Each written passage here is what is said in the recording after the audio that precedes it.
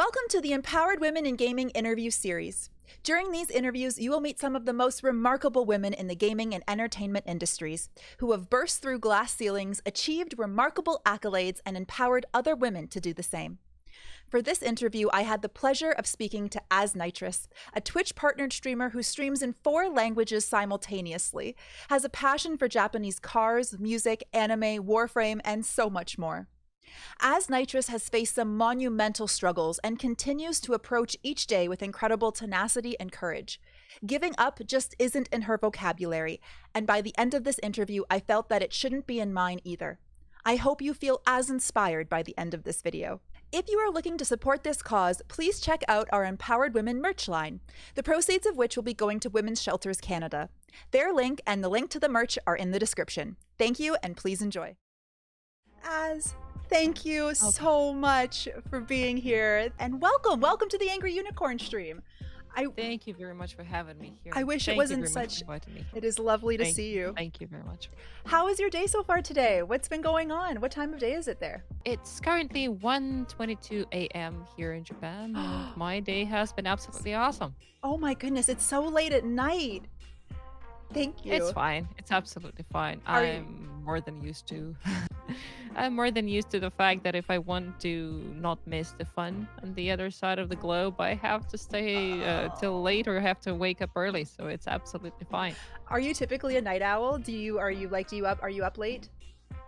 Yes, I'm typically a night owl, and Yeah. I do stay up late. I do wake up late as well, but work is work and adulting is adulting. So there is that too. So yes, you were saying you work a 9-to-5 job. Yes. Tell me more what you were saying around that.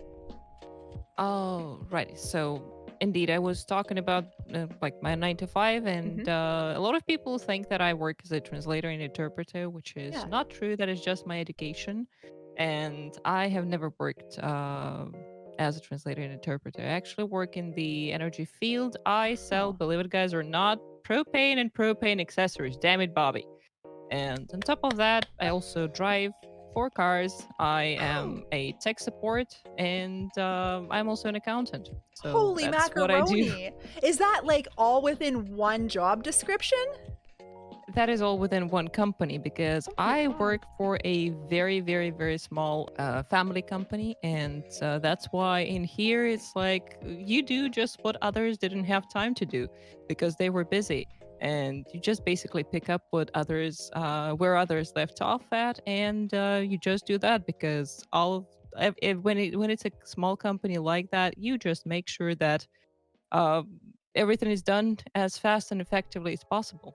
So You just got to do it all sometimes. yeah, indeed. That's absolutely unbelievable. So how long have you been working at this company? It's been a long time already. I started working here in 2016, and so the May of 2021 marked 5 years of me working here. Wow. So it's been quite a while. You're like an established employee. Yes, it's been quite a while, and I am blessed to have such a place to work. I'm blessed to work with the people that I work with, and I love it in here.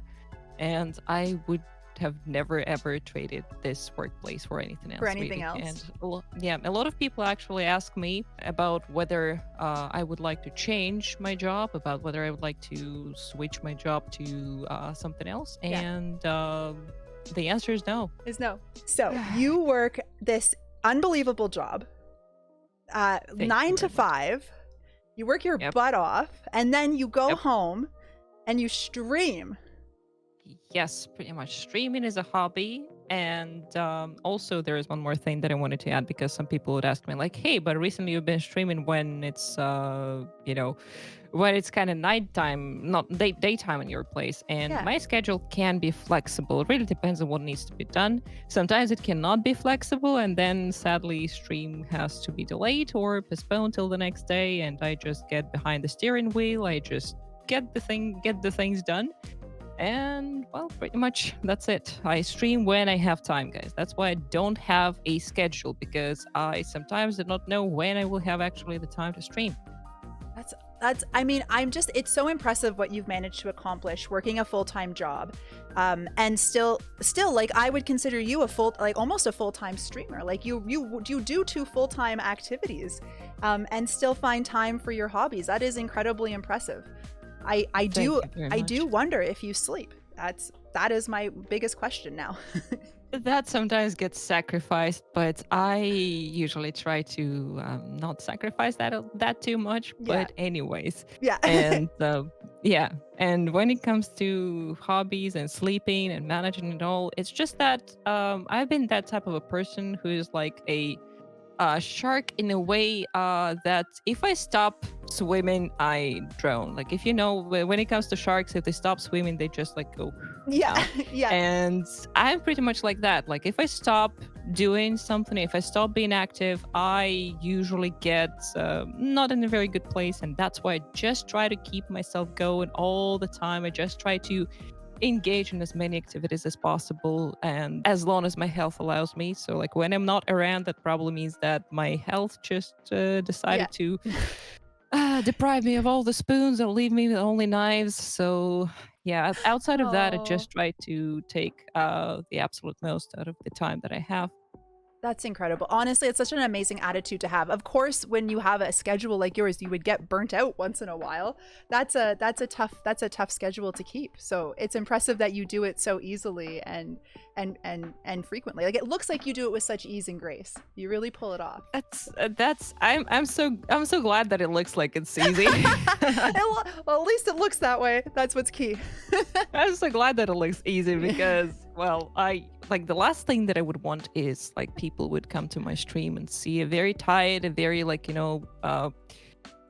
depressed or maybe even angry, frustrated streamer. And this is like the worst thing for me to have on my stream. And I Yeah. would definitely not want my community. I would definitely not want my viewers to see that, and that's why I usually try like whenever whenever I'm streaming, I always try to keep that upbeat personality. I try to do the very chill streams, very soothing streams in some way, so that people would feel comfortable watching me, so that they would not have any negative, thoughts or negative emotions while watching my stream. This is the most important Aw. thing for me. If I just feel that today's not the day, I'd Yeah. rather skip it Yeah. and come back later next day when I'm feeling better, Yeah. both like physically or mentally. That makes sense. That makes absolute sense because I love your attitude. The goal of your stream, and I read this actually in your panels, the goal of your stream isn't to make money or to Yeah. achieve great success as a streamer. The goal of your streams is to provide a positive, comfortable space for your viewers to hang out, talk about the game you're playing, and have a nice time. And that's such a beautiful goal. And I think that's why you might find yourself surprised that you are so loved and respected in this community, because of of how humble and giving and loving you are when you put out that energy into the world. So Thank you very much for saying that. I still consider myself a very small streamer, and like sometimes when people talk to me, like when people call me a big streamer, when people call me an influencer, even like I usually get taken just by surprise very, very, very much, because I don't consider myself that. I'm just a gamer that happens to have a camera and that happens to play a game in front of that camera. That's it. And I just started streaming, not to never, never, never, ever have a thought about money when it came to streaming. I just started streaming to have fun because we had a group of players that were playing a pretty old game. It was Mass Effect 3 multiplayer. mhm, And actually, I would like to drop a couple of names here because please. they're very important in my in my path to being a streamer. And we were playing this game, Mass Effect 3 multiplayer, and my moderator and the person without whom the channel AzNitrous would have never happened, Ashen AT. You probably might see him sometimes in my streams in the chat. Well, most of the time you would see him in the chat. He suggested me that, hey, you play this game really well, which I don't quite agree, but well, anyways, why don't you try streaming it? And he really eased me into the world of Twitch because I didn't really know much about Twitch at all. Mhm. And I started researching things like how could I do that? Like how could I, what could I do to make the setup. Like that took a lot of research, but in the end, I finally got it going. Of course, the first stream was a disaster Right? tech-wise, It has to. as it Yep. always Yep. happens. Mm-hmm. Yes, and then I had lots and lots and lots of support from other members of the same community. Paul Celtic, if you're watching me, thank you very much. And Guardian, also the Invisible Guardian, also moderator on my stream. Red Lighting. There's so many people who were supporting me, and I am so grateful to that little community that actually made me who I am right now. And the mod maker for a huge mod maker actually for the game that we were playing, Gamers, he also supported my stream, and so we Wow. eventually became really good friends, and it was a wonderful experience so far. And that is just the Mass Effect part of it all. Wow. And then, unfortunately, there was time when Ashton got very busy at work, so Yeah. he had to leave, and we could no longer play the games together like we used to. Yeah. And that was the breaking moment in my stream, because I could no longer play Mass Effect like I used to. And at some point, like I tried going on, but without him, it just was not the same. Yeah. And people in the chat would also notice it, that the mojo was gone. And in the end, like a friend of mine approached me and asked, like, "Hey, there is the game called Warframe, and it's absolutely free, and it's kind of similar to what you're doing right now, just an actual modern game with an actual support, and it's a live service game, yes. So and there are lots and lots and lots of people playing it and enjoying it, and your potato also can handle it. That is my your computer. Yeah. Yes. And I was like, okay, well, since I don't really have much to lose, because my team is busy and no longer can play with me, so I decided, what is there to lose? Indeed, it's a free-to-play game. I downloaded it, started playing it, and I remember to the date, it was July the 15th, 15th of July, 2019. Wow. 2019. And that's when 2 years later, here I am. There you are. Wow. And that's when you began your Warframe career. Holy macaroni. You've grinded hard in what, 2.5 years? Yes, that's actually me in gaming. That's actually me in gaming. A lot of people, for some reason, think that, well, I don't know why, but there is a stereotype that we women, gamer girls, so to say, we are not, from the grind hard squad, so to say. We are. That is a misconception. Yep. And I am definitely one of the front runners of that grind hard squad. Yeah. I will grind out anything that is out there, like Mass Effect multiplayer. Just gonna drop the numbers here. I have, I believe, around 6,000 hours in that. Oh my gosh. Only in that game. So wow. Yes. Wow. You are the true definition of a hardcore gamer. I am. I am a incredible. hardcore gamer. Freaking right. Guys, girls can be hardcore gamers too. Make note right now. Absolutely. Timestamp it. It's real. That's awesome. What an incredible history. So your streaming journey really began with Ashion and his support and Mass Effect and him encouraging you to just go for it. And then, when did you begin? Was it early 2019 that you began streaming? Yes, I remember it again to the date. It was early 2019, and it was February the 6th, I believe, 2019. Wow. That was when the first stream happened, and of course I had some like bumps and some difficulties, technical difficulties that I had to try to solve. But I never wanted to become a big streamer. I never wanted to do this for money or full time. Yet for some reason, I took it very, very seriously. So I purchased the green screen, I purchased the camera, I purchased the setup, like some of the peripherals and so on and so forth. So for some reason, I decided to do that still. Don't ask me why. I cannot probably answer that. Maybe that is just me being somewhat of a perfectionist. I wanted it to be a hobby, but still perfect. Yes. Which doesn't really make sense financially, but that's how it happened. Yeah. And from then on, being just working with what I have, of course, the obvious question mark in the equation remains to be my computer and my stream community. My viewers, they know that is something that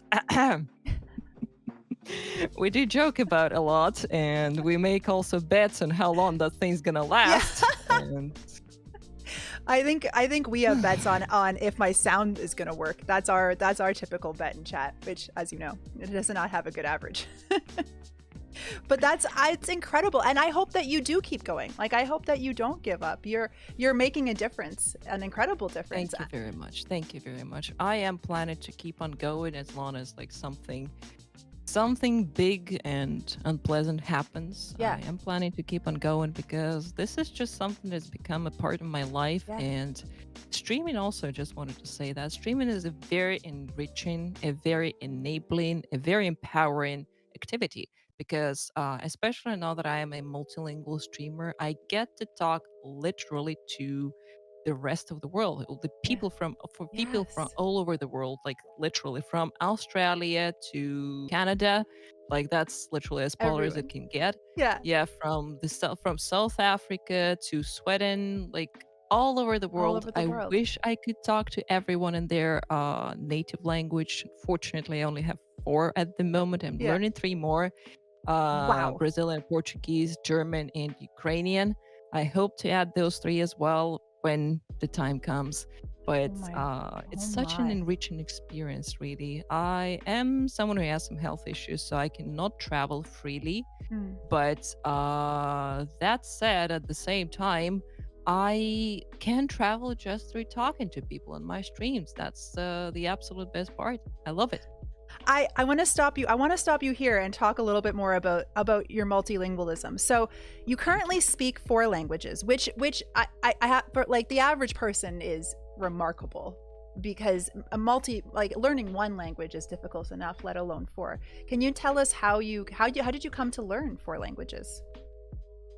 Okay, so this is actually also a very frequent question in my stream. Hmm. It all started when I was a kid. As a kid, I was kind of a weirdo. I still am a weirdo, I guess, but I was a weirdo back then too. And instead of playing, I would read, and I would read literally anything that I could find, like any book, any label, anything. Hmm. So it didn't matter to me. It could have been a book from my parents' library. It could have been a flipping label on a air Yeah. freshener in the toilet. It didn't matter You were as reading it. long as it Yeah. had text. Yeah. You Yes. wanted it. Yeah. Wow. So your parents themselves weren't multilingual, or were they?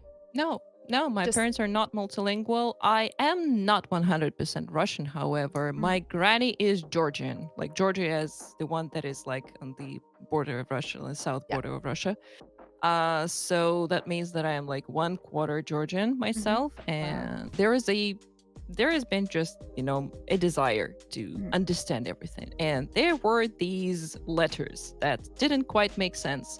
And brain tried to put them together to make sense out of them, and it couldn't. So I came to my parents very frustrated and started just like bombarding them with questions, and pretty regularly, just like the kids do. What does this mean? How do I read it? What does this mean? What does this say? And I couldn't understand it. And the parents were finally like, okay, fine, this is English. It is a different language. And if you want to understand what's in there, you'll have to learn a different language. Okay. Like, okay, You're like, right, okay, challenge accepted. let's do it. Bring it. Challenge accepted. Wow. Let's do it. How old were you? At that point, I believe it was 4, I think. Wow. Yes, So I'm a weird kid. no, remarkable. You're incredible. And weird, I guess, in the best of ways. But so at 4 years old, you were like, I need to learn another language. One is not enough. Parents, sign Yes, me up. I was like that. I was like Wow. that. So we went to like some school preparing. I didn't go to the kindergarten. Here's one more thing. Always stayed in my like at home because, well, in the kindergarten, like my mom just wouldn't let me go there. She was afraid that something would happen to me because Aw. I was a very quiet kid. I was a Yeah. very weak kid as well, and I would always stay at home Mhm. and basically read, just Mhm. spend the time with my dad when he was at home because he was in the military, so the time that he was at home was very limited. Yeah. So it was And special when you had it. Yeah. yes, and I would read. I would spend the time with my family, and I only went to school when I was 6, so that's when Oh, it all started. And I've been literally learning English ever since.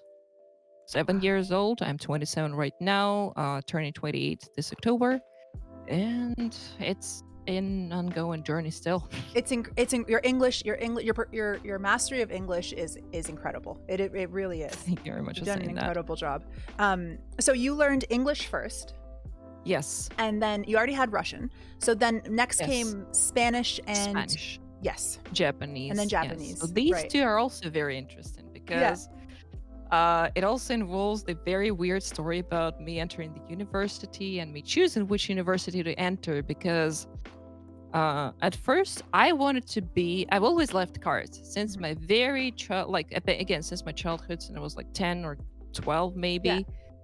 I've loved cars and I've been learning cars, I've been studying things about cars. I've wanted to become a mechanic and a mechanic for the racing cars. I wanted to work on the engines of racing cars. Right. And even like here's probably a lot of people in the chat are asking like why does she have such a weird nickname, like it doesn't make sense. Hmm. So here's where it comes from. Nitrous oxide is the Yes. catalyst for the internal combustion engines, especially in racing, which is used especially in racing cars to enrich the fuel air mixture and to basically make the engines go faster. Yeah. So, and A and Z are my first and last name's first letters. So there's that too.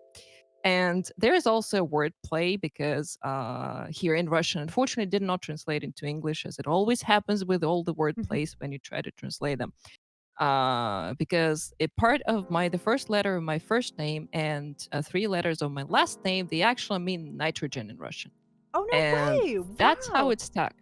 That's how it stuck, yes. So at first it made lots and lots and lots of sense in Russian, Right. but then when I decided to go global, it It got kind didn't. of lost. Yes. Honestly, it And that's still why I has. became as nitrous. It has a ton of meaning. Like, I mean, Fast and the Furious taught me one thing, and that is about nitrous oxide. So I could piece it together as soon as I figured out your love of cars. But that's an incredibly meaningful, really intricate name. It's like you've done a really good job, and it rolls off the tongue beautifully. It's not complicated. Thank you So very I much. love it. Thank you very I much. love it. And And so, I also get a free question from my audience on hey, yeah, how do you read that? how do you read it? Yeah. What is that? How do you say that? But I think, well, no, it's not so bad though. I mean, I guess if they don't know to say as and nitrous separately, potentially they could run into issues. But I think it's a great name. And I'm absolutely okay with people calling me different things Yeah. because I know some people call me I know some people call me Asni, I know some people call me Nitrous, I know some people call me Anna because that's Yeah. just short of my first name and Hmm. because my name is Anastasia. Some people call me Anastasia, some people call me Anastasia. Oh, it's And I'm absolutely and perfectly okay with all of those you're good with all because of as it. long as I Yeah. understand that it's me, it's fine. It's fine. Yeah. It's like it represents you. And if you as long as you feel that ownership over that name, then you rock it. I love it. Yep. Yep. I love Thank it. you. So, back to the story on how Yes. Spanish and Japanese Yes. found its way into my brain. I also, as I've said, I've been absolutely fascinated by reading, and I've been reading a lot, including both fiction and nonfiction. And Spanish literature has all like Spanish language literature. Let me Hmm. just correct myself here has always been fascinating to me. And since my dad is an absolute history nut, he absolutely loves history, both world and Russian history. Ooh. Oh, that's Those, interesting. yeah, those two again found their way into my brain, and I've always wanted to learn and get to read the Spanish Yeah. language literature in the original form. And then I entered the university. I wanted to initially wanted to enter the automobile university where I would study where I would study cars, but that didn't quite play out. I did enter it, but there was a better option at a better university, Hmm. which I also happened to enter. And in the end, I just like made the choice for that one. It was the Moscow State University, Wow. foreign languages and regional studies. That's what That it was. And in there, I had to choose one more language in addition to English. And there was the choice of French, Italian, German, and Spanish. So since I wanted to learn that, it was like, yes, Spanish, please. I Yeah, I learned the want that. others. I learned the others later. Yep. So something like that. And as for Japanese, and that is even more interesting because Yeah. I've always been fascinated, of course, with the Japanese culture, traditions, nature. It's a beautiful country, Yeah. but uh, here comes the cars, and I've always loved cars, and I've mentioned that many times. And I love Japanese cars for the most part. My favorite car is a Toyota Supra Mark IV. Here it came together. Like, hey, if you want to work in a Japanese car manufacturer, why would you stay in Russia? It's a once in a lifetime Right. opportunity. Go Yeah. learn Japanese Go and go learn. to Japan. I'm So like, you yes, did. self, you're correct. And Yourself is off we smart. go. I like that other brain. How old were you when you moved to Japan? I was 21, turning 22. I came to Right. Japan on the 1st of July 2015, a big date in my life. And I've stayed here ever since. So it's more than 6 years already. And I Wow. can't believe the time And you haven't flies that left. fast. Oh my goodness. That's incredible. And now you've established your life there. Do you see yourself ever leaving? No, No, you I do love not it. want to. I really Yeah. don't want to. This is my Wow. new home. This is the place that I do call home. Yeah. And I just love it in here. It's absolutely fantastic. I love everything about Japan, apart from 2 or 3 things, which I'll talk about later. And I love the weather here. I love the nature. I love people, most of all. I love the culture. I love the traditions.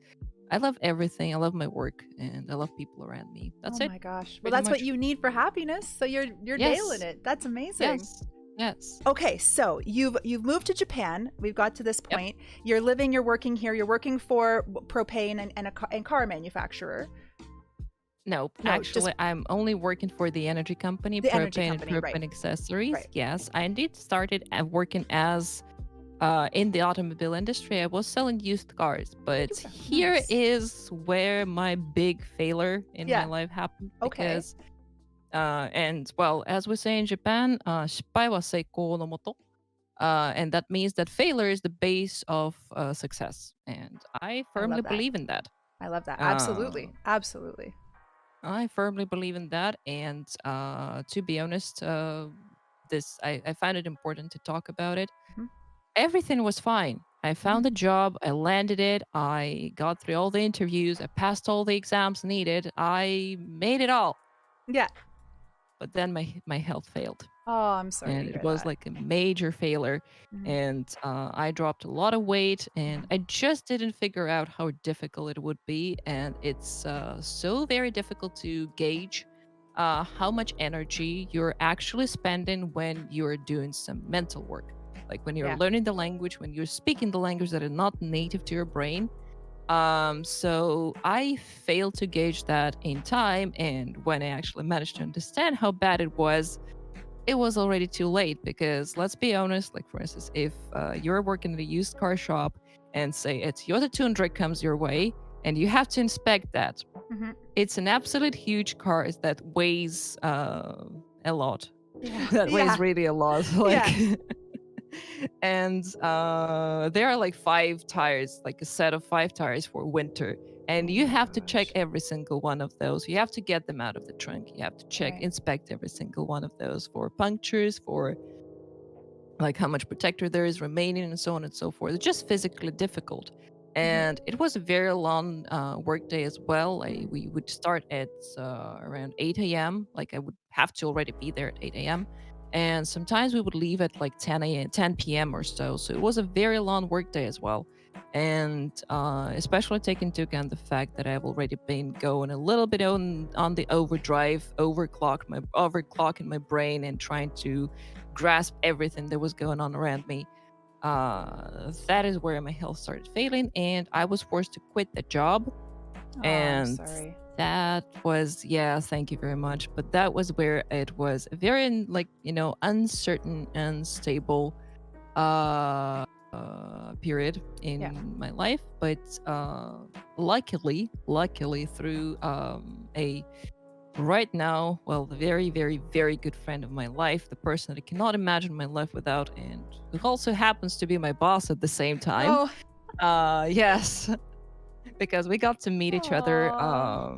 through the language learning program Mm. because he's also studying Russian and I'm studying Japanese. Oh, So wow. that's You had how we met. got to meet him, and Yeah. that is when it happened. Like, hey, would you work for this company? I Mhm. was like, yes, Yeah. please. Yeah. And that's how Yep. you got in the energy company that you're in now. Yes, that is how I That's got in here. incredible. And indeed, that was a new set of skills that I had to learn. That was a new set of information that I had to Mhm. learn. And but that is where the fun is. I love it. That is where the fun is. That's amazing. I have so many questions stemming from this, but first thing I want to say, so your partner, you live with him, is that correct? Uh, well, He's he's my boss, and we work as the like we're the as okay. the family company. Okay, gotcha. Uh, yeah, and so that's how it is. That's how it is. Good, got it, got you. And so he's really helped you through this Yes, difficulty. yes, Now yes, of you course. you met in Japan. What language Um, is that? Where the language yes, we learning did program met was? first in person. Of course, we didn't meet in Japan, Yeah. but I've known him since way earlier, like 2013 or 2014, Mhm. like quite a bit. Yeah. And then when we met here in Japan, we were speaking Japanese and Russian sometimes. So no English, no English. Um, and that's what you use primarily, Japanese and Yes. Russian. Wow. Yes, and in Japan, I primarily use Japanese because most of my clients are Japanese, and all the work that I do is in Japanese, and all the exams and qualifications that I have to pass are all in Wow. Japanese and pretty strict, by the way, as well. Yeah. So there is that too. There is that Wow. too. Like Japanese is very important. And as for Russian, I use that to talk on streams. I use Mhm. that to talk to my dad. I do read something on the internet sometimes in Russian, but right now it doesn't matter to me which language it is. Japanese, It's all English, or Russian, interchangeable. all of them are equal and Wow. interchangeable indeed. Yes. Wow. So this is so interesting. So you had this major life event that happened with your health Yeah. that caused this kind of shift in direction. Um, Yes. Now, how these this is a type of challenge that would really stump a lot of people and be quite difficult.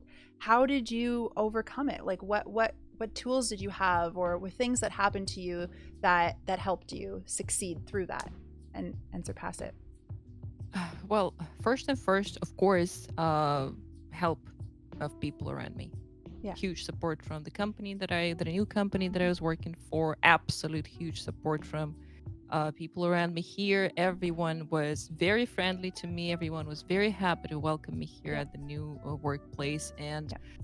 I've never ever had any issues with like me being non-Japanese, for Yeah. instance. And like this is a very common misconception about people in Japan. A lot of people say that it's so difficult for foreigners to find their place in Japan Yeah. because the country and people are not really accepting people from Mhm. abroad. This is not true, at least in my experience. It's never been. I've been here for 6 years, and Mhm. not a single time have I ever had any issues with that. Awesome. So, internet stereotypes can sometimes be really not true. Yeah. And I just wanted to make sure to say That's that. not the case. Yeah. So first and first, it's the help from people around me, and second thing, it's of course the help from the doctors here in Japan Yeah. Oh, because the that's doctors wonderful. they have, yeah, the doctors that have been like looking into my case, Mhm. they've also been wonderful, and they have literally just got to the very, very, very root of the issues that I was having with my health Yeah. and helped me deal with those. That's So incredible. big thanks to people around me, big thanks to the doctors that were helping me recover, and really, like this feeling of gratitude is also something I'll never forget.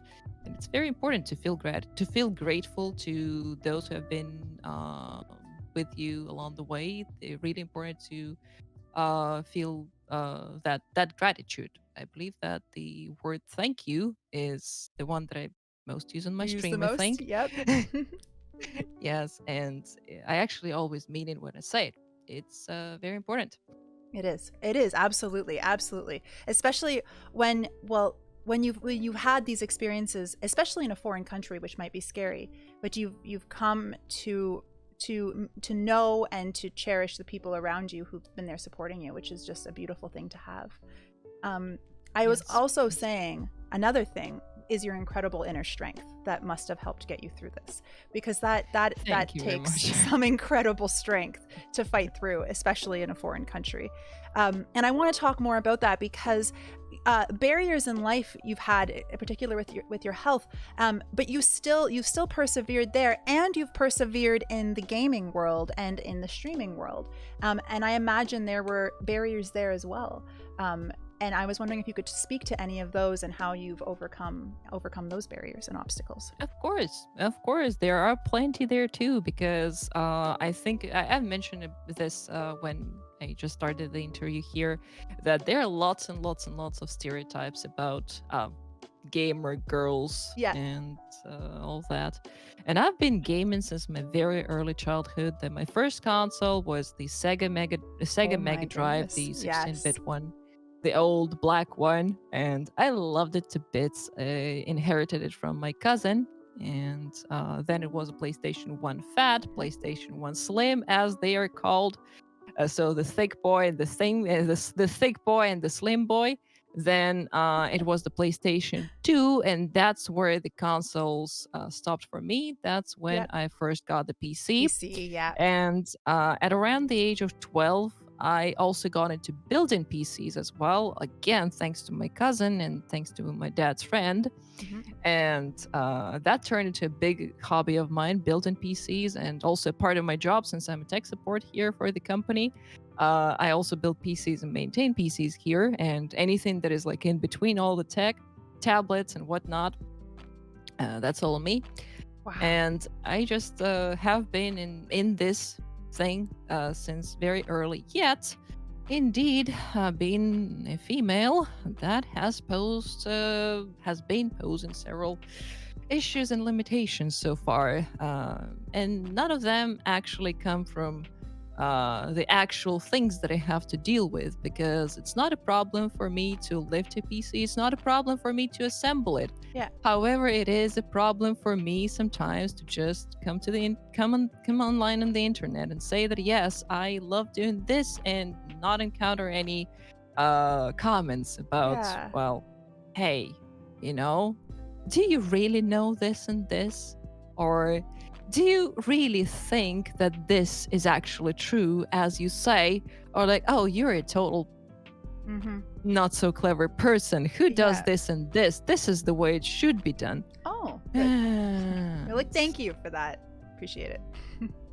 Great. Yes, and this is just the way it usually goes. And you do have to prove yourself again and again and again and again.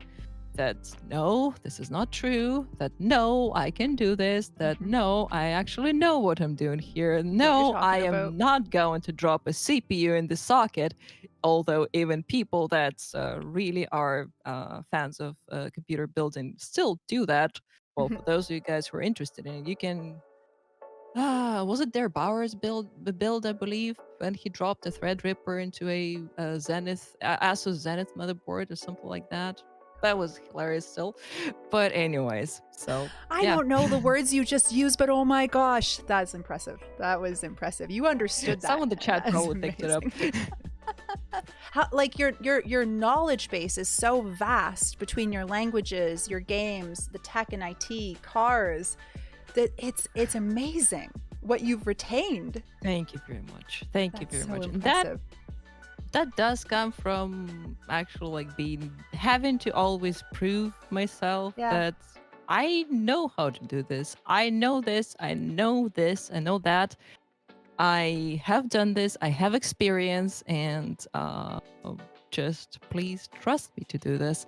And actually, when it comes to gaming, however, this is where things get different, because sometimes the amount of frustration was just going through the roof, and instead of trying to prove my clanmates, I used to play Lineage 2 back in the day. It's an MMORPG, which is very different from the Warframe community, because the Warframe community is very kind to anyone who enters, And so the Lineage 2 community was very different from that. It was very toxic, just like, in the very style of early 20s and like 2010s as well. It was bad. So in there, I, to be honest, gave up at some point. I just created a male character. It was a dark elf named Roderick. I remember to the very this day, to this day. Yeah. And I was posing as a male because Did you? I was. Yeah. I was posing as a male. I did not really talk in any of the chats, game chats like Ventrilo, TeamSpeak. What was there? Like some others. There were quite a lot of them. So I would not talk there because then I would just, kind of blow my cover, and I would only listen to the conversation. There were only a couple of groups where I was like, hey, guys, I've been lying to you all the time and I'm sorry for this, but I'm actually female. And What was the reaction? quite something. Quite something. And since the teams were Russian, there were lots and lots and lots of Russian swear words. So Oh, gee. yeah. Not like, so it Very wasn't a bad. positive reception. No, it was a positive Oh, reception in good. the end. Good. Yes, because they knew my skill, they knew what I could By do. that point. Yes, and I also played a class that you can't just I wasn't damage dealer. I was a buffer, which usually is only one in a team, and you can't really go tell a buffer to just go and find a different group because the buffer will not have any issues finding a different group. They, however, will have lots of issues finding a good buffer. So I kind of created yet one more failsafe for myself. For yourself, their skills. But yet the tragedy in that you felt the need to hide behind a male presence just to be accepted in this more elite gaming world. Yes, it was competitive as well, PvP as well as PvE. Yeah. And it didn't help that it was also the game which was very much pay to win, to be honest. And I was a broke student that was living literally on $200 per month. That was the way it was. And I was living in Moscow. So, of course, we can't really talk about me being, the one who would pay to win. So it was a challenge. And that's where this, me being a gamer that is a hardcore gamer, that is when it kind of kicked in and helped me a lot. Absolutely. Yeah. And I just want to let's just take this moment to just smack that myth in the face that girls play games to get boys' attention.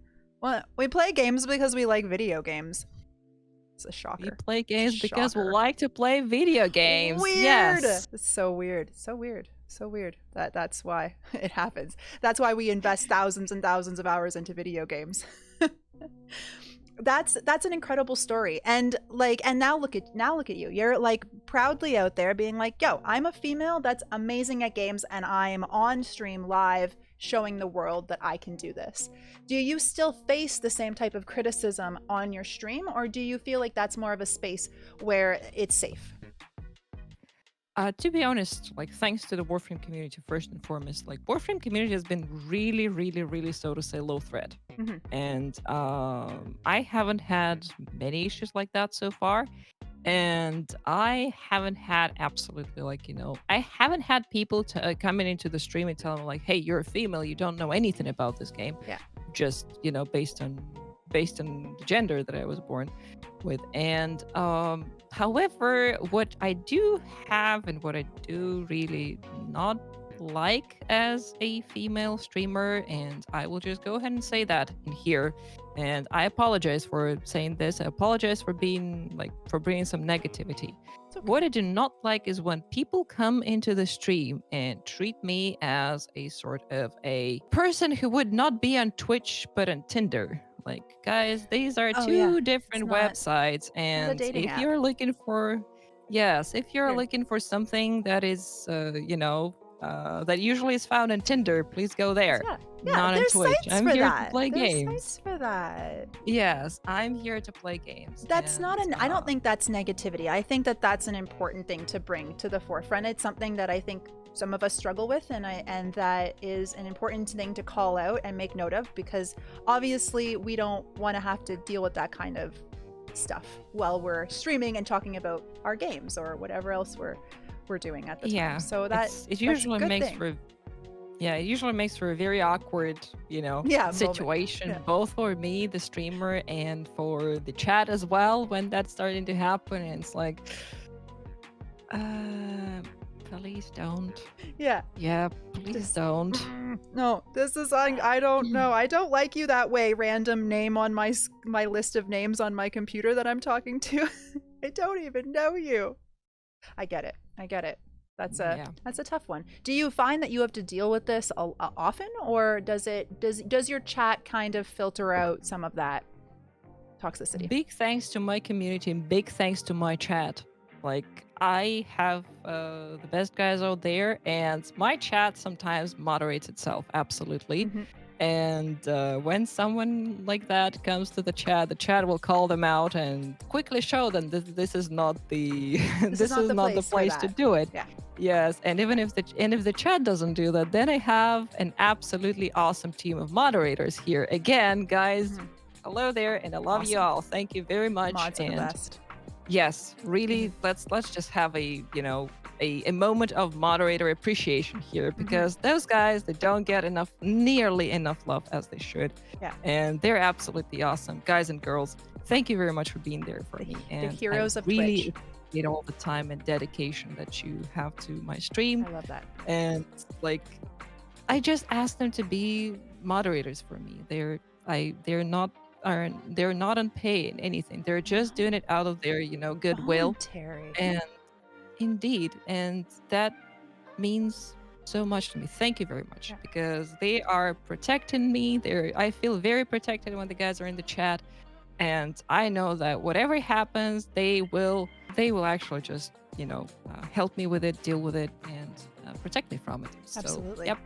Yeah, it's my switch from, like, when Doc left, Bobby Iguana, when he left the stream, it became suddenly a switch. Like, there was more trolling than I had experienced before. He was like a natural buffer when we were co-streaming together, and so I have a different approach. I think it's be hard. We want to support the people who want they want to be hard. So then we let them be hard, and we have a little Twitter post, and it's a picture of Doc in full drag, showing off a little bit of cleavage, and you gotta do it for the trolls. You gotta let them have what they want. So they get it when they come here. They get it from a different source. But you have to come up with those strategies, and like, I think that relying on your mods is the best source of support and comfort while you're there. Absolutely. And yeah, make sure you guys all take a look. Like, hold on to your butts, grab that link, enjoy the beautifulness that is Dr. Mario in drag. Enjoy. That's always my comment to the trolls. Like, I got you. I'm gonna ban you, but before you do, just have a look. You gotta troll them back. It's a little bit of fun. Just throw that into the mix. Thank you so much for sharing that. Those difficulties aren't easy to talk about all the time, and they can be uncomfortable, and they make us as streamers feel a little uncomfortable while they're happening. So thank you for being willing to delve into some of that more difficult stuff. I appreciate it. Okay, so I want to get into, we've talked so much about your streaming career, your career and your time moving and working in Japan. Living in Japan. The one thing I wanted to, before we move into Warframe, the one thing I wanted to ask here to wrap this up was about your multilingual streaming. How difficult is it to switch between languages in your brain so quickly and fluidly? Like, that's just miraculous. How does that compute? How does that work? Very difficult. It's very difficult. I'm not gonna lie, guys, it's very difficult. And the reason why some people have been asking me, like, hey, Nitrous, why don't you do a 12-hour marathon? Why don't you do stream subathons or anything like that? Why don't you stream for a long time? The answer to that is I physically cannot. I'm physically unable to do that, because switching between 4 languages, especially when the chat is going a mile a minute, is so difficult. And it is just emotionally and even physically tiring me out, and I can only, I believe, do like a 9-hour stream tops Yeah. I don't think that I can do a longer stream than that, and it's been really, really, really difficult at first to get in. It was really difficult at first to get into this mode because when you are trying to, when you're trying to stream in 4 languages, when you're trying to switch the gears, sometimes it just wouldn't happen. And you Yeah. would be sitting in front of the camera, your mind absolutely blank. You wouldn't know anything, what to say in Yeah. any of the The languages. Like your languages brain just switches off, dies. Yeah. and yeah, it's absolutely, absolutely impossible to do it. And it's just practice. It's just practice. Absolutely just practice. And that's it. I'm no genius, no savant, none of that. It's just practice, guys. And I've been doing this for 2 years and a half. And that's why it seems like I'm doing that flawlessly and effortlessly. In fact, it is not. In fact, there's lots and lots and lots of thought process going on with my brain, and I do get tired. I do sometimes like when I visibly start dropping the energy, and it was when I visibly start being like, oh Yeah. yes, Yeah. hello This is it. everyone, thank you very much for watching the stream. Like, yep, that's time to stop. That's That's time when to you stop. know. That's time. Yes, Yep. yes, I that's time to take a break. Streaming is high energy, especially when you're chat focused, because you have to be Yes, processing not only your video game and what you're doing, but then multiple conversations with multiple different people in the stream chat. So when you're a chat-based streamer, it takes an incredible amount of energy and focus and brain power. But then you're indeed. adding 3 other languages on top of that. And that's just it truly is a skill. Yes, practice, but you have an incredible gift. But I think Thank we you should. very much. But it is an acquired skill. It is Yeah, not something that I am actually, gifted with. I would like to say here, like, don't, you've worked at do it. not, do not call me a genius. I'm Yeah, not one. I'm just a person, a simple person, just like any of you guys. And it is an acquired skill. And if you practice, you'll get there. That's it. So that it's totally doable. that's it's amazing. I have to take my hat, and there's so many reasons that I wanted to interview you, but this really is one of the main points because it is so rare. Like, there aren't a lot of Thank you very streamers much. doing what you do, and it is miraculous. And I think that it speaks to your ability to touch people's lives and interact with humanity around the globe. And on now, you're learning 3 more languages. Are you doing that like at the Yes. same? Are you learning all 3 languages at the same time, or are you taking one at a time?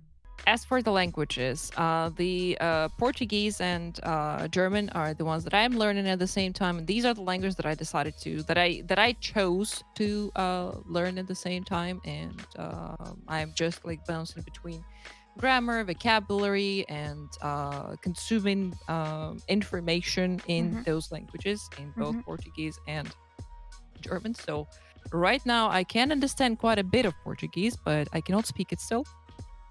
And as for German, German is more difficult Yeah. because German is a lot like farther away from English than say Portuguese is from Spanish. So that's why this magic doesn't kind of work. And there is no way to hack it. There is no way to hack it. You just have to brute force it.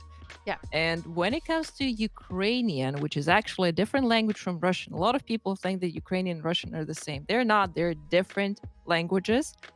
And the reason why I'm learning Ukrainian is because this is, again, yet one more interest of Wow. mine. I've been researching and I've spent probably more than a year already doing this. The Chernobyl tragedy, the Mm-hmm. Chernobyl catastrophe that happened, and a lot of the documents that are available, they are in Ukrainian. And that's why I have to learn Ukrainian to be able to understand those fully, Mm-hmm. to be able to use those bits and pieces of information to add into the whole picture. And I am, to be honest, working on a more like a meta analysis of all the evidence available right now, of all the witness evidence, of all the witness interviews available at the moment, and trying to piece the picture together, Wow. because that this is like a very historical approach. when you have several people who have witnessed one single event, certain recollections, of course, may vary. But if several people tell the same story in in a similar way, that probably means that this is the way it actually was. Yeah. Unless it was like a very common misconception that they were persuaded or something that they were told to say. Yeah. So this is what I'm trying to currently do because right now this information has become more accessible, and it's a huge work. It's a huge work, and but I'm very interested in this, and that's why I needed Ukrainian. So yeah. I love that. So sometimes your interests drive you towards the language that you're learning. Yes. That Yes, happens. that's how it's happening. That's with so me. fascinating. And so now you want to learn about Chernobyl, which I find to be a fascinating case study as well. But you're going for it. You're going to be like, I'm going to get those original case studies. I'm learning the language. I'm going to understand this and how it happened. And that's such a fascinating Yes. process. Yes. Do you find it easier to learn a language now as an adult, having learned so many other languages? Do you find that you have learned a system of like acquiring it? A lot easier to learn a new language when you have already done that. Mhm. Because when you're doing that for the first time, you're like a blind kitten there. And you not like a blind kitten, but just like a newborn kitten, because if as far as you know, the newborn kittens, they cannot see for a couple of weeks. Mhm. And you're just pretty much like that. You do not know where to go, you do not know where to start, and there are all these unknown words and phrases and all. Mhm. And it is very intimidating, in fact. Like, and you're starting to think to yourself, like, when will I ever be able to understand all that? This is impossible. Yeah. And it is very intimidating, in fact, like at first when you start. And when you have already learned several languages, you already know. You already know how to do that. You already know which areas you need to pay most attention with, Mhm. because they're not present in your native language or in any of the languages you have already acquired. You already know which skills you need to practice. Well, basically, there are 4 skills in every language that you need to practice. That's speaking, listening, writing, and reading. This is all that you need in any language, really. There isn't this isn't like rocket science. It's very simple. And you need to, especially now, this is very easy to do now that we have internet. Expose yourself to the original source of the language as much as possible, and try to find quality sources of the language. Like, for instance, exposing yourself to, say, Reddit in English is a good idea. But to learn street language is a good idea to learn spoken language, but it is not a good idea to do that to learn grammar. Like, that's not going to help there. Yeah. So you need to also be mindful of what you want to get from there, and how good or bad that source is going to be for your particular purposes. Yeah. Sorry, I'm speaking here just like a scholar, because No, I you technically are. do have a linguistic degree. Yes, I Yeah. do have a degree in linguistics, so there is that. And this is the way I've been doing it. So first, you're gonna need a good grammar book, like Mhm. a good grammar book, preferably written by the person who is speaking that language as their native. Yeah. You are going to need a good vocabulary book. Yeah. You're going to study those two. Without those two, it's not going to work. And from there on, you do have lots and lots and lots of choices. Some, depending on the language, you're probably going to need several additional Mhm. study materials. Like, for instance, with Japanese, you are going to need a kanji book. There is no Yeah. way you're going to learn Japanese If you without don't those have it. characters. Yeah. Just not going to happen. And from there on, it's just consistency. And from there on, it's just on you to keep doing it, to keep at it, because remember, an hour a day is a lot better than 8 hours once a week. Yeah. Because Consistent over time. yes, Yeah. languages are like installing yet one more firmware on top of what you already have, and your previous firmware that you had in your brain, that's not gonna like it. Yeah. Your brain is not gonna like It's it. gonna reject it. Absolutely. Yeah. Yes, your brain's gonna force reject it. it. Your brain's gonna just like try to forget that as soon as possible, like immediately. Yeah. Because our brains are lazy and they do not want to remember new information, let alone get used to it and Mhm. get to, use it actively. Mhm. So that's why you have to force it on your brain, and you have to. The most important thing here. The most important thing here, like aside from what I've said before, you have to find the joy in the language that you're learning, because the process of forcing something onto yourself, the process of forcing something into your brain, it is going to not like it. It is going to revolt. It is going to find every single reason to not do that. And you need to find the joy in learning the language so that it would be a pleasure and not a chore. Because if it's a chore, you will very soon forget it. If it's a pleasure, you're interested in remembering You want to do it. And therefore, it is going to be a lot easier, a lot more fun, and it's going to go faster. And, and in the end, it's going to be, the results are going to be a lot better. So this is the most important thing that I wanted to say. The self-motivation and self-determination that you have is I don't keep on saying this word, but it is remarkable. I think a lot of us don't quite possess that level of like commitment to an activity, or like beyond, to find joy in languages. I think a lot of us would like more languages, but then to really find that joy and that motivation and that drive to pursue it is incredible. It's really, really, really is. So good for you. Thank you very much. I want to talk a little bit about Warframe. So I know a lot of us are here because Az is an amazing Warframer. So you, in 2 years, you've managed to get to Legendary Rank 1. You've done everything the game can provide, almost, pretty much. Mostly minus Conclave. Okay, yeah, fair.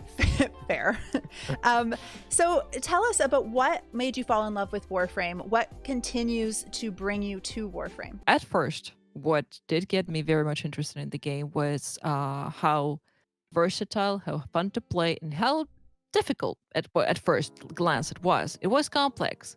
And anything complex, my brain usually reacts to that. Challenge accepted. Yes. And yes, that's how it happened at first. And then I just found that Warframe had an absolutely fantastic community. I found lots and lots and lots of friends who through playing Warframe. And I also absolutely loved the versatility and the customizability that Warframe had to offer. And it also ran on my PC. Like, what's more to ask? And then on top of that, I just kept meeting new people. I just kept enjoying the game. I just kept having lots and lots and lots of fun. Yeah. With the game, and this has been the way it is for me.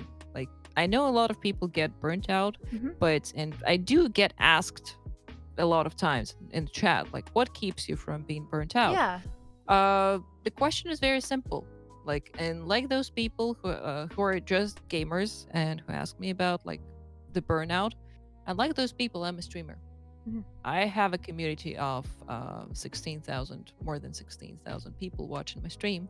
I have the community of those people coming to my stream. I have the community of those people coming to see me play with me, and that is what's keeping the fun in the game. That is what's keeping me going, because it's just super fun. It's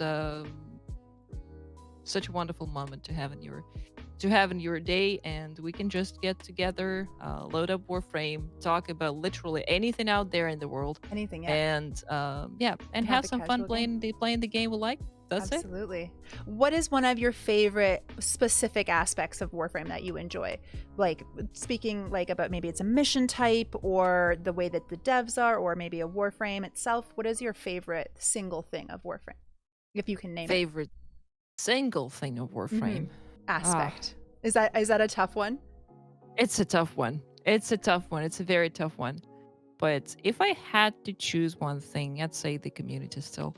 Because it's the community that makes Warframe really, really, really stand out from the crowd, and it's the community that probably keeping Warframe the way it is, and of course by the community. I don't only mean the players, but also mean the developers Yeah. and everything that surrounds the game. The voice actors, because well, one of the voice actors, Lucas Schunemann, who has voiced Till Rigor and Nef Anio, and also the Treasurer.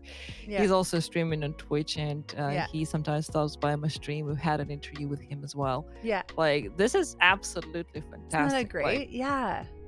yeah, can imagine that like happening with other projects. Not really, not easily at least. And with Warframe, that's totally capable. That's totally possible. And we recently, as a 10-0 team, which thank you very much, Lala. Thank you very much, Doc, for joining us in the team. Like as a team, that's absolutely fantastic. So proud, so honored. So are we to have you. Yes.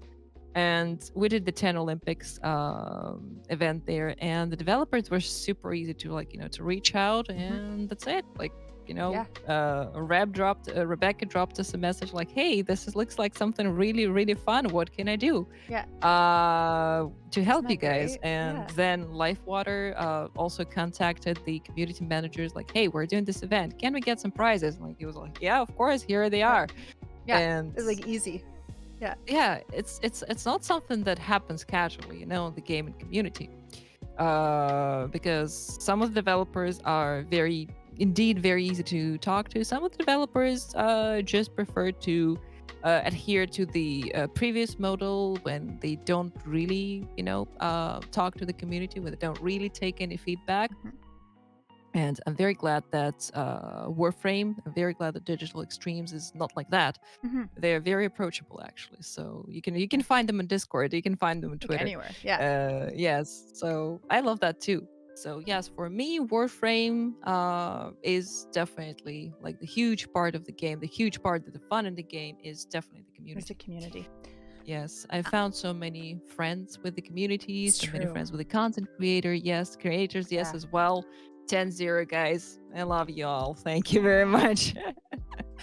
They're awesome. There was a question in chat a couple times. Which is your favorite Warframe and why? Of course. It's my favorite question as well. My favorite Warframe is Hildren. My favorite Warframe is Hildren. I'm known as Hildren main. I played, I believe, more than 26%. Yeah, but I played more than 26% of all missions in Warframe and as Hildren. And the reason why I love her is because, well, first, she's a great support frame for the team because she keeps the shields going. She strips all those negative effects off, like cleanses all the negative effects of the teammates. She debuffs the enemies as well, and she gives everyone shields. She can just easily afford to go pick someone up if some toxic proc happens on them and not on Hildren. And she's just like a great frame to support, a great frame to support the team, and also a great streamer frame as well, because she's incredibly durable, and I can safely read the chat. I can safely look at several monitors at the same time, see if the potato is not overheating or anything. And when you come back, Hildy will still be alive. She's like standing there like, what? She will still be standing there. I can trust her to still be standing. That's the very important thing for me. So I love her indeed. She is a great frame. I love that. I do recommend everyone play her. Do it. Definitely get her. I have to say that's not an answer I've heard before, and I love it. She is a remarkable frame, and I now I need to try her more. I need to use her while I'm streaming. I've been nervous, so now I have to. I'm gonna have to show off my Hildy powers. What about your favorite weapon? How do you like to run around killing things? What's your preferred style of murder and death in Warframe? That's also a good one. And choosing a favorite weapon in Warframe is also fairly difficult because by nature, I'm a sniper. I love being a sniper. I love sniping things. But let's be honest that in Warframe, sniping isn't really the preferred way to murder things because you just don't get the DPS up there. Like you do get the burst damage, but you don't really get the DPS. And in Warframe, DPS is the most important thing. So that's why when it comes to like the true favorite weapon that I love, and I wish I could use more, that's Lanka. And I love my Lanka. This is my favorite sniper rifle. It's very similar to the sniper rifle that I used to use when I was still playing Mass Effect 3 multiplayer. My favorite weapon there is the Javelin, for those of you guys who played Mass Effect. So in here, naturally, I chose the Lanka. But when it comes to just, playing the game like everyone else is playing the game, I would probably have to say that my maybe signature weapon would be the Exceltra. And I love it because it has some really nice sound effects. It's a really, really, really good pew pew right there. It's a rocket launcher, a mini rocket launcher, which has also some splash damage. You have to be careful with ammo management, but outside of that, it's a very, very good weapon. And especially right now with the buffs that were made to the primaries and secondaries, it's absolutely just tearing everything to shreds. And I love this weapon. Yes, like Garrison Mass Effect would say, I love this rifle. Yeah. Oh, okay. Yes. Oh, yeah. So here's a minutely contentious question. Hold on. Yep. If there was one thing that you could change in the game of Warframe, what would it be and why? One thing that I could change in the game of Warframe, I do have this one, and it's also not just from me, but also from the community. The auction system. The auction system. This is something that I would like to have introduced into the game. This would eliminate lots of problems with the trade that we do happen to have sometimes. And this would just make the trade a lot more simple and a lot more streamlined. And I do have some hopes that with the crossplay and cross-save coming to Warframe, this would be the way that the guys would solve the problem with the economic situation that would 100% arise. So I do hope that this would be the solution offered. But I would this is something that I would probably change about Warframe. I would probably nuke the trade chat. Sorry, but and I would probably add in the auction system. What would an auction system look like to you in Warframe? It would be just probably so the entry point for the players would be an NPC. So you would just, if you have the item that you want to sell, you would just put that item out there on sale. You would set the initial price, and if there's multiple people who want to buy it, it would last her for a week. And if there would be multiple people who would want to buy it, they could start betting on it. And in the end, the one who sets the highest price wins. That's it. So it's like it is like the eBay market on Warframe. Pretty much eBay market on Warframe. That's what I would like to have. I love it. That would be. And then you can look for items at a price point that you can reasonably afford, rather than seeing a monopolization of the market of really high prices and then sellers pushing their prices higher and higher because they can. Yes, indeed. Yes, I love indeed. that. It's more guided then by the player than the seller or the purchaser, I should say. Yes. And then we wouldn't have to rely on third-party tools and websites and whatnot. We wouldn't have to rely on the information that is basically just going from player to player. And sometimes that can be true, sometimes that can be not really true. And also that would eliminate the issue of scam trades. That will eliminate the issue of fake platinum as well. And because right now, still, I believe to this date, it's fairly easy to get banned if the platinum is fake. And there is no way for a player to check if that platinum is fake, unlike the developers. No. Yes. No. And that's why I personally usually refuse to do any trades, especially on stream. And the auction would totally eliminate that, because the platinum would have at least one middleman, being the auction, so the game itself, that would check the platinum before that would go straight into the player and potentially endanger them, put them in danger of getting banned. So that's also one more thing that could possibly solve the issue. Yeah, I agree. Yeah, black market platinum is still a problem. In fact, Doc actually got banned because of a black market plat trade, which was completely unexpected and out of the blue. It's just you just never know when it's gonna get you. Yep. It's unfortunate, but you're right. That would solve like a massive problem. It's such a brilliant answer to a real problem that Warframe players face. That's like all of anybody who's engaging in trading faces. So that's a Yep. really awesome answer. I love that answer. I love it. Thank you. Do you foresee yourself playing Warframe, like in terms of a longevity, like many years to come? Do you see yourself getting into a new MMO or branching off into some single players? I know there was a few on your list that you've had. I think Dead Space is one of them. Yeah. Some of that. Oh, Dead Space. That is actually the one that I streamed fully. Did And you? like Did you Dead get Space through it? 1 to 3, I did when Nice. I was still a small streamer. I did stream that. So 1 and 2 were solo, 3 was a co-op, and we played that with Ashian, and that was a really fun experience because it's a very frustrating game at times, especially if you're playing it for the first time. And I was the someone who was not playing it for the first time. He was definitely someone who was playing it for the first time. And I Yeah. was super cruel to him for making him do that on stream. Like, yeah, Yes. man, it's just a new Good. game for you, but yeah, Do we're it. doing it. So yeah, Yeah. we're on a team, and there's like one specific, probably those of you guys who played Dead Space, you all know that moment, where you have to fly with a buddy, like two people, through a bunch of debris, and we really cannot do that at first try, second, third, or fourth. Like that's just impossible. If you don't know where you need to go. Right. And if you don't know what to do, it's just impossible. You're set up for failure. Yeah. And you are basically just supposed to figure that out through many tries.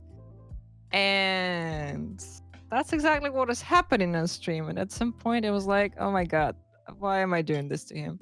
He doesn't deserve He that. doesn't deserve. Yeah. He got you into streaming. He's got to pay the price, and it's playing games with you. That's the price. That's awesome. And so you guys beat Dead Space together, did you?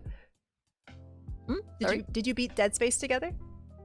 Unfortunately, that was really before he had to leave for work, and Right. so we didn't Aw. manage to finish it. But we got through that part, and we even did manage to do that in one day. We got through Nice. that difficult part. Nice. Hey, that's an accomplishment right there on its own. It is, because everyone who has played Dead Space knows exactly what we're talking about. Mhm. And everyone who's ever played Dead Space knows how frustrating that moment is. So, yep. Do you see yourself continuing on with some of these solo player games, or interspersing it throughout your Warframe content? What do you see in your future of streaming? To be honest, like if we're talking honestly right now, it's kind of difficult for me to answer this question because I would like to try out many different games out there, but I'm always scared to try them out again on stream because I know that Warframe streams fine on Yeah. my PC.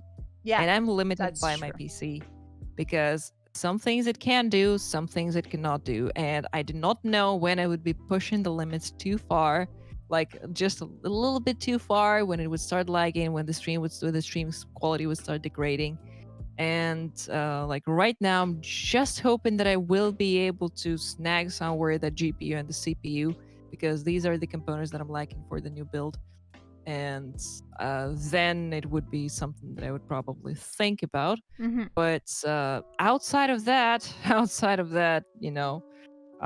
it's really hard for me to predict that because there is Mass Effect Legendary Edition. I'd like to play it. There is Dead Space remake rumors around. I'd like to play that too.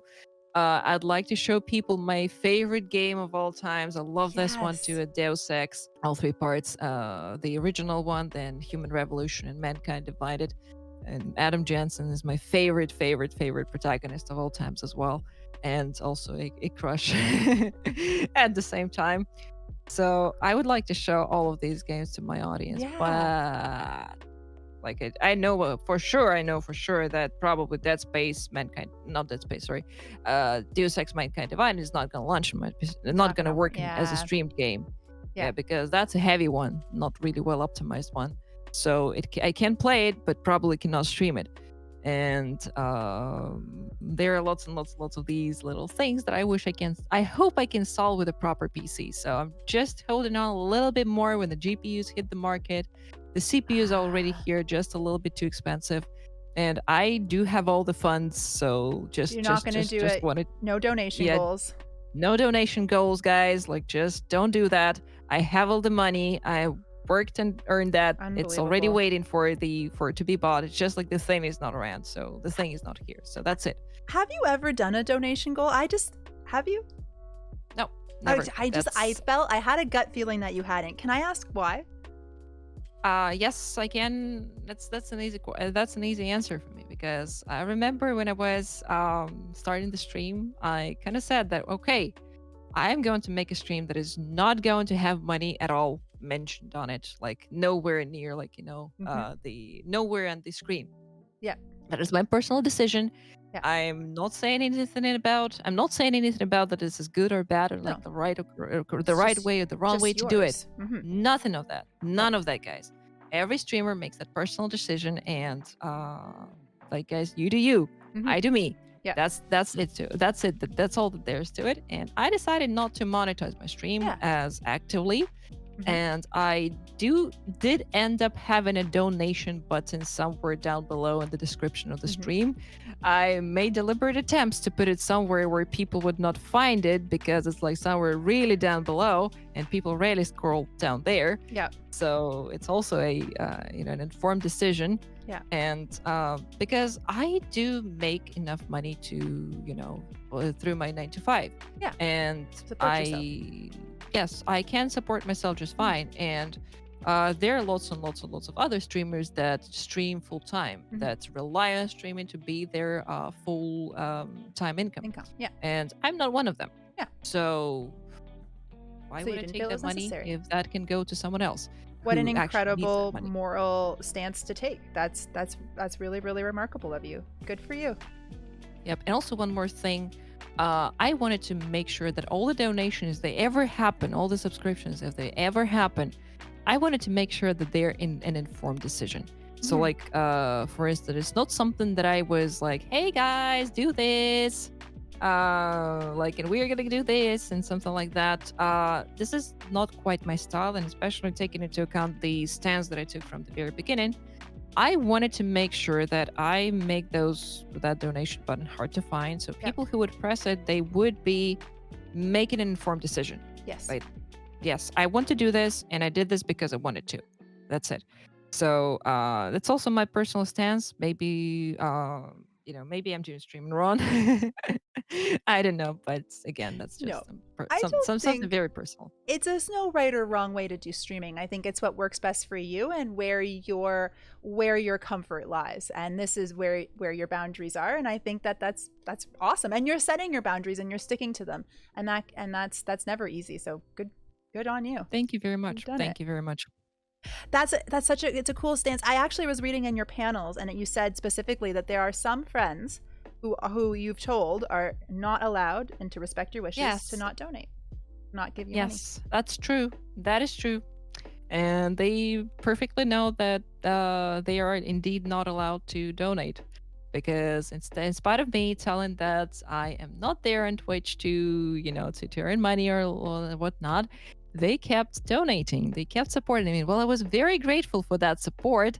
I also happen to know that, well, I do have a job and they have a job. And I know that both of us, like not both of us, but all of us are not like making it easy. It's not easy for us to No, earn that money. no, So that's why, you want yeah, them to keep it. just please keep that money. Please keep that money. I'm making some myself. So and I have a job actually, and I don't have any medical issues that need huge Bills. monetary Yeah, investments. So yeah, save it up. that's Like if we wonderful. ever get to meet in person, buy me Yeah, some coffee. But yeah. Let's for now, go out for dinner. Take me for dinner. I'd love that. Wonderful. That's a wonderful way. I like your approach. I like your approach. Now, have you ever considered moving into full-time streaming and away from your employment in the outside sector? yeah, to be honest, never. No. To be honest, never. And it's actually like if we talk about like considering doing that, I have always known my answer to that, and it's a no. Mhm. Because if I'm being completely honest with the chat and everyone here in the interview, I am not making enough money on Twitch to even cover my electricity bill. Mm.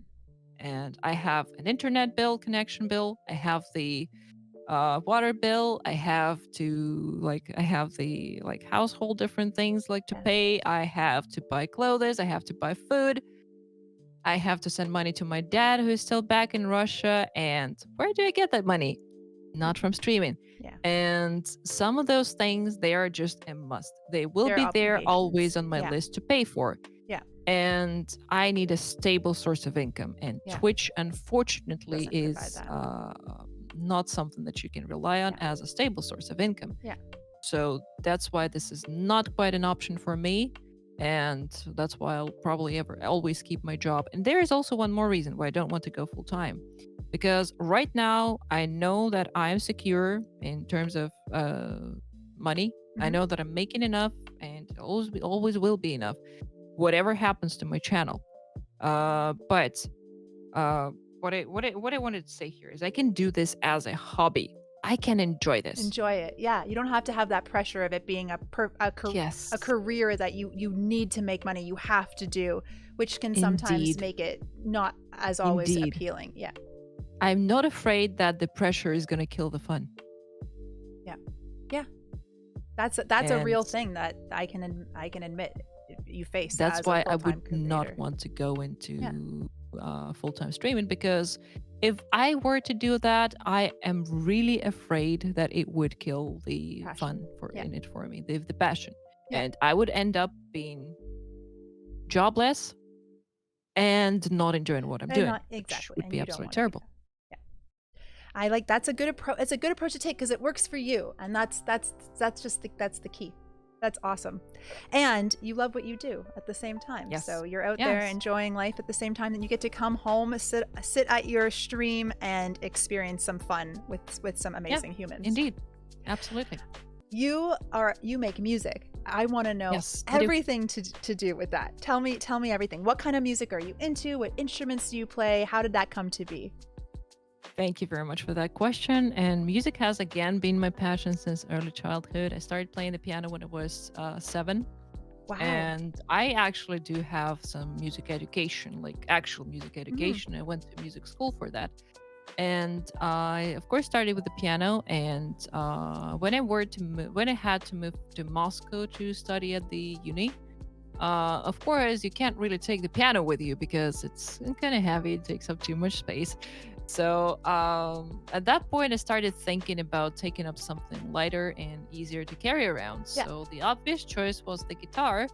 And then, finally, then I had to move to Japan. Then I had to change places and whatnot. So that was the time when I was not really able to to play music as much as I would want to make music as much as I would want to.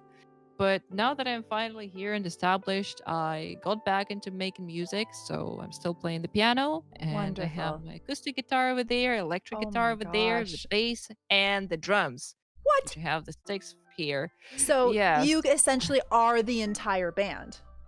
You just Kind need a of. lead That singer. was the idea, yeah. That's unbelievable. Do you sing as well? This is unfortunately where I got a lemon because I can play those instruments, but I cannot sing. Rip. Yeah. Yeah. That's so do you make beats, or do you sell any of your creations for like people who provide vocals? To be honest, I haven't yet sold anything. I have made a couple of tracks which my friends asked me to do, and I've just given them to them for free. But I unfortunately am not probably even planning to sell something as of recently, because this is still a hobby, and my PC, again, everything comes to this damn PC, is not quite capable of dealing with audio, because it starts having latency issues and it starts being robotic. Again, this is a very common thing, which actually, when I heard the robotic sound, I was like, I know this. I'm familiar. I know this. Yeah. I know this. This is an enemy of mine. I fight this robot too. Yes. And so basically those are audio latency issues for the most part. And this laptop is not able to handle it for the most part. So, but so far, I'm just getting through the studying, like learning to play, Yep. practicing part. And of course, being a pianist, it's a little bit difficult for me to Yeah. learn the guitar because my left hand is not quite used to be the main hand when it No, comes to actually playing music. playing music. Yeah. And in here, like, I remember when I first picked the guitar up, like, I got it, like, backwards Hmm. because I tried to put the fretboard in my right hand because my right hand is my It's dominant your hand, dominant hand, and and I that's where tried you to like. Yeah. yeah I tried Didn't to work. fret the notes with my right hand Hmm. because that is what kind of felt to me natural. Yeah. Yet people were like, "No, this is not how you're supposed to do." They're like, What? "Why? No." Why? That's how I always hold the guitar too. I played piano since I was a little girl, and the first time I picked up a guitar, I did the same thing. I'm like, no, this feels good. This feels right, but it's Yeah, not. indeed. What's up with that? It's like that didn't work for me. But then people explained it to me that no, actually, No, this is the way, this and is the listen to way. people. Yeah. Yeah. Yeah. So, I have a really important question, and that Of course. is that I think that we may need to talk about go into talks about a potential collaboration, because Doc is a vocalist. He writes music, and he's a very Wow. incredible Awesome. lyricist. His lyrics are like astounding. So he's messaged me. He's like, I would just love to write lyrics to one of her songs. And I'm like, okay, I'll ask. So here I am asking that if you ever have a beat that you want out in the world, or some music, he's very variety. He loves all things. Awesome. So if there's Awesome. anything ever you would like lyrics to, he's your Thank you dude. very much for that. He would love Thank to you do it very with much you. for that. I do have music. I do have soundtracks which were meant to be songs. Right now they're soundtracks, and I have written some words for them. But well, speaking a language is one thing, and writing actual lyrics that mean something is a completely different thing. So, Yep. well, Yeah. that's why if I would, like if there is ever a collab to be made, I would just jump all like head first into that Okay. opportunity, and it would be such a pleasure to make a collaboration with Dog. That would be absolutely amazing. The AzNitrous experience. Oh, I can just feel it now. I can feel it in my soul. I'm ready for it. That would be amazing. So now it's on Thank you very much for that. I'm tossing the ball to Doc's court now. I'll be in touch. So this is amazing. So how do you? I'm trying to like piece your life to like your daily life together. You get up, you go to work, then or stream, depending. Or stream. Then you find time to learn language, to practice your music. This is unbelievable. And then fall asleep. And then maybe you get a moment of rest. Holy. Do you find time for do you have any other hobbies? Are you a cinemaphile at all, or into anime, or any other types of things that you do? Because I mean, your day is busy enough. I can't imagine you fitting more into it. Do you fit more into that? Well, usually, here's the thing. And this is actually a way for me to cope with some of those health issues because, well, that I mentioned before. And they actually started back in the uni, and some of them are mental issues as well. And this is a way for me to cope with those. This is a way for me to conquer those. I try to give my brain as little time to be on its own, as little time to start self-analyze and self-picking. Yep. So, no brain, you don't get to do this. No, you have so many things to do. No brain, you don't get any free time. Nope. Yes, you have work, you have stream, you have music, you have stuff to read. Wow. And then you just are so tired that you switch off and fall asleep. Period. Yes. That's it. And this has worked really, really, really good for me so far as a coping mechanism. Because if I start letting my brain getting eating itself from the inside, that really gets ugly very quick. And I don't want that to happen. Absolutely. I do not want my I do not want my brain destroying itself. And that's why these are just the safeguards that I have for it. As I've said in the very beginning of the interview, I am just like that shark. I need to keep swimming, or otherwise I will drown. Yeah. This is it. This is it pretty Wow. much.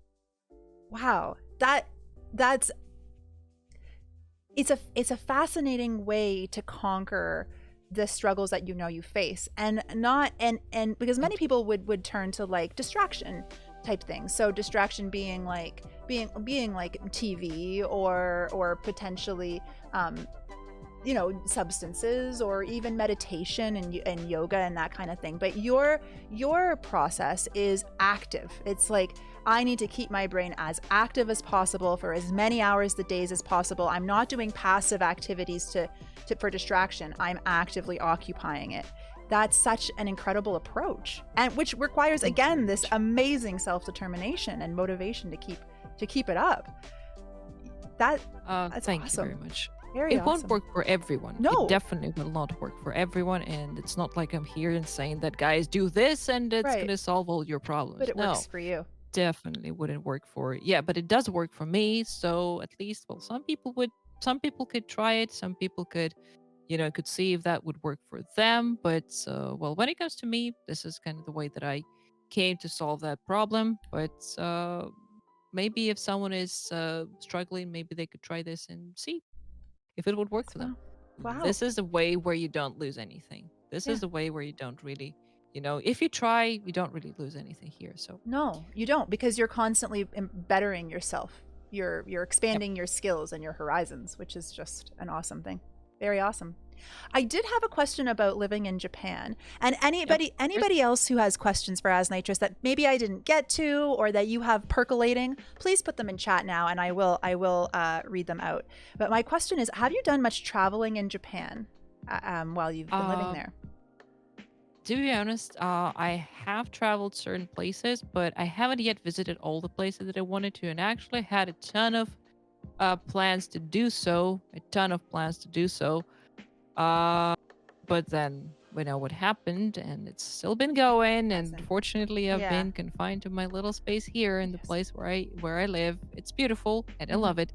Uh, so I've been, of course, I lived in Tokyo for 9 months, Oh, beautiful. and then I moved to Shizuoka, Hmm. which is on the east coast of Japan, south of Tokyo. Hmm. It's a very beautiful place, a very, very, very beautiful place.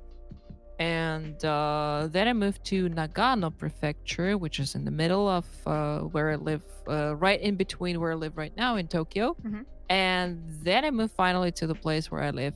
So it's been a little bit, kind of like here and there, and I've lived for quite a while in each place.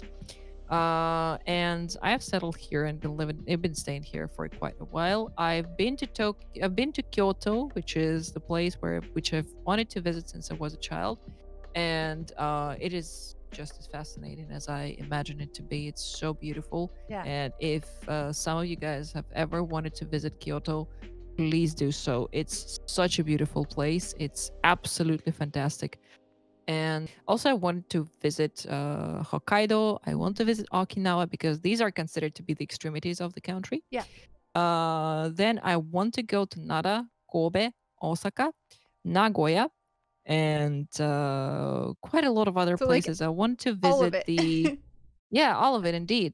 All of it indeed. I want to visit also the some of the nuclear power plants here in Mm. Japan because, as I've said, like nuclear power, nuclear energy is something that has been of interest to me. So just wanted to see how it is in here.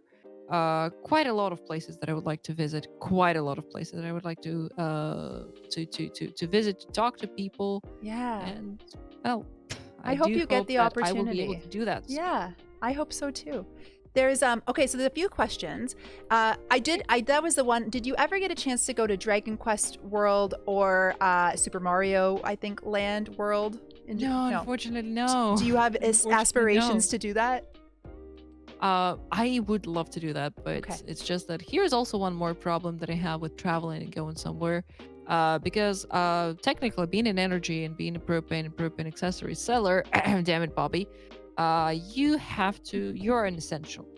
So, like, Yes. Yes. seriously speaking, you're an essential, and you also are dealing with potentially dangerous Yeah. substances. Yeah. And so, which means if something happens, you're always on a call. Technically, I do Ah, not have days off. you're like on call all the So, time. yes, yes. Ah, If so, something happens, like if there is as much like, okay, so my gas stove won't turn on. We have like we think there is the propane smell in our house. Like we think there is you have to something go. going on. Yeah. You have to be there within 30 minutes. You have to Wow. be there Wow. within 30 minutes with your truck and full equipment, with all the test tools, diagnostic tools, and potentially ready to put out whatever disaster that is about to happen, because Happen. it's, again, as I've said, it's a dangerous Wow. substance. And Wow. that's kind of the way it is. That's kind of the way it is. So So you don't get the vacation that you ideally would need to do not these really. Not experiences. really. Yeah. Wow. Wow. Not really. There was a question, another question from Doc. What's the biggest differences between living in Russia and Japan? Oh, it probably would be easier for me to answer about the similarities, because everything is different, really. I believe that the biggest difference for me personally would be the attitude and safety.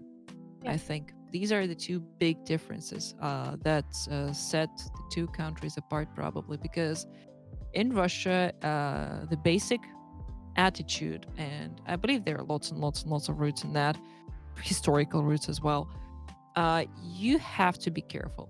You Yeah. have to be careful. It's not like, you have to be careful and like, be afraid of everything that's happening around you. No, you just have to be generally careful. Like, for instance, not leave your place unlocked, or not leave Mm. your purse on the, like, on Mhm. a coffee table in a cafe or Mhm. something like that, because something not so great can happen. In Right. Japan, I was so surprised that people did not do that. Like, Wow. the level of alert, the level of awareness uh is a lot lower than in Russia. And Ah. I was so surprised to see people just, come into a cafe and being like, okay, I'm gonna get the order. Like, they put their phone, a last model iPhone, on the table, Yep. leave, Yeah. and go I order. and they're fine when they come back. Wow. Yes, and the Ah, and the phone stays there. you And can't I even do was that just in like, Canada. Wow. yeah. That's pretty awesome. What that's I like remember just sitting there like, This is an incredible level of okay. respect for one another in that country. That's awesome. Yes, Beautiful. yes. Like, incredible level of trust, incredible Mhm. level of respect, mutual respect. Mhm. And that is absolutely awesome, in my opinion. And the second thing is, as well as I've said, the attitude. And it's also even like shown in the language, because in Russia, a lot of things actually are taken in the very beginning, again, and that also comes from that level of alert, are taken with, careful pessimism, so to say. Yes. Realism leading pessimism. Yeah. In Japan, all of those things are usually taken with optimistically. So in Japan, you would hear a yes first, and then probably that yes would develop into a no. Yeah. In Russia, for the most part, that would probably go into a no, and then that no would develop into a yes. So Fascinating. Russians are actually a lot, more like, how should I put it, reserved in Mhm. their judgments, let's say, as well, Mhm. than Japanese people. And I guess that is just like, historical thing Yeah. that's shaped the two people, maybe. And there are Wow. many other reasons for that, I think. But these are the two main differences between Russia and Japan, I think. That's That's it. it. I think I just having you describe Japan just like speaks to me. It's like very much the way that I operate and that my brain operates. I'm always thinking in the positive and in the like the immediate trust a person, which you have to learn as you grow up to not always do because it can lead to, unfortunate behaviors and consequences as you grow up. But I love that in Japan you can just live your life that way freely, and that's how everybody around you Yeah, for the also most part. chooses For to the live your most life. part. There was a question from somebody in the chat that asked, what should you learn as a North American before going to Japan in order to not be disrespectful? What are some of the things that we could do to make sure that we're not disrespectful when we go there if we were to Also a very visit? interesting question, actually. And to be honest, the answer to that would be uh, just be genuine. Just have some common sense. And that is Yeah. the only thing that probably would be required because Japanese people, they're not aliens, guys. They're people just like us. And uh they don't expect you to know all the rules and like Hmm. know all the norms society like norms in the society and all that. Like if you don't take the sticks from the right side or like whatnot, it is not a tragedy. People will understand that, Hmm. you know. It's You're not easygoing. the yes, like it's not like they easy go and they will be very shy. They will be of Hmm. course timid, and Yeah. this is actually something that a lot of people are taking as hostility, which is absolutely not true. They're just people are just afraid of us to be honest, because we're big and sometimes loud, and we just look different. So there's nowhere in that. This is nothing that has to do with racism. Hmm. Absolutely none of that. I have never had any issues with that. And they're just afraid that they will have to speak English. And this is a test for Yeah. their They're English like, skill that oh. they have been Yep. trying to get like to Yeah. get there, but not quite. It's Yeah. just normal, you know, To be a they're bit shy. just very nervous. That's it. Yep. Period. You know? Yeah. That makes And sense. That makes sense. yeah, common sense is your best friend. Like Yeah. common sense, respect, Hmm. asking if you don't understand something. Asking questions. Yeah. That's it. Yeah. That's the only thing that you ever need. That's a But perfect yeah, see in answer. the chat, like someone is saying would be giants. Hmm. Yes, that is true because I am 174 centimeters. That's 5'8", Okay. Yeah. and I'm taller than most men Are here. you? So yes, I Oh. am. I Oh. am. I am taller than most men, and like my boss is 3 centimeters taller than me, but he is considered to be a really tall guy here. So Okay. there's So that.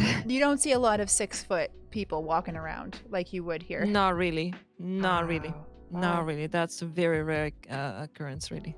So, like, That's a lot of fascinating. people would sometimes, like, if a person is higher than 6 foot, they would actually sometimes make that a part of their introduction. And when they introduce them to like a new group, Oh. they're like, "Hello, my name is this and this, and yes, if you're wondering how tall I am 6 foot tall, or something like that." So Wow. Like, as in, it should be like you introduce your height because it is, people are going to want to know. That's yeah, it's like fascinating. it's a little bit rare for a person to be that high, that tall, sorry, that tall, Yeah. English. And sometimes people would just make it their shtick that yes, I'm big, so Yeah. Love me as I come. Yeah. yeah. um, But wow. That's so bad.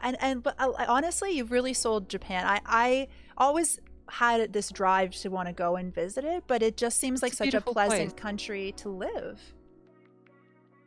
It's a beautiful place. I just love it in here. And I remember that when I first landed in Japan, and I had two very heavy suitcases, and it was really hard to carry them around.